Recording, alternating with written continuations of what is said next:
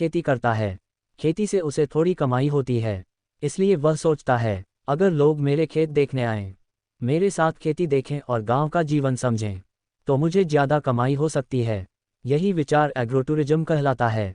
एग्रोटूरिज्म क्या है? एग्रोटूरिज्म का मतलब है लोगों का गांव और खेतों में आना। ये लोग खेत देखते हैं, खेती का काम देखते हैं, गांव में रहते हैं, गांव का खाना खाते हैं।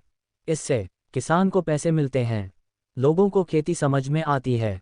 एग्रोटूरिज्म की परिभाषा: जब लोग किसान के खेत पर आते हैं, खेती का काम देखते हैं और गांव का जीवन समझते हैं, तो इसे एग्रोटूरिज्म कहते हैं। एग्रोटूरिज्म की खास बातें: ये खेती और गांव से जुड़ा होता है।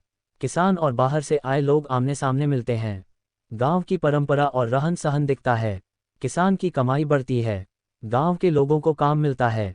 एग्रोटूरिज्म से फायदा: रामू किसान को ज़्यादा पैसे मिलते हैं, गांव में काम बढ़ता है, गांव को विकास मिलता है, लोग गांव छोड़कर नहीं जाते, बाहर से आए लोगों को खेती समझ में आती है, गांव का जीवन देखने को मिलता है।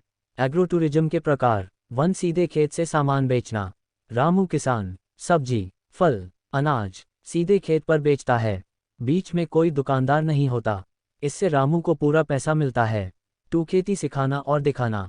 कुछ लोग खेत में बीज डालते हैं, फसल काटते हैं, जानवरों की देखभाल देखते हैं, इससे उन्हें खेती सीखने को मिलती है।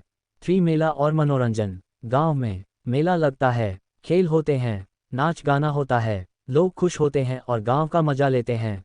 एग्रोटूरिज्म में मिलने वाली सुविधाएं: बहुत आसान शब्दों में, खाना, गांव का सादा और ताज़ा खाना दिया जाता है।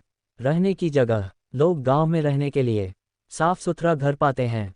सामान खरीदना: लोग अनाज, सब्जी, गांव का बना सामान खरीद सकते हैं। गांव का खास खाना: लोग गांव का पारंपरिक खाना चखते हैं।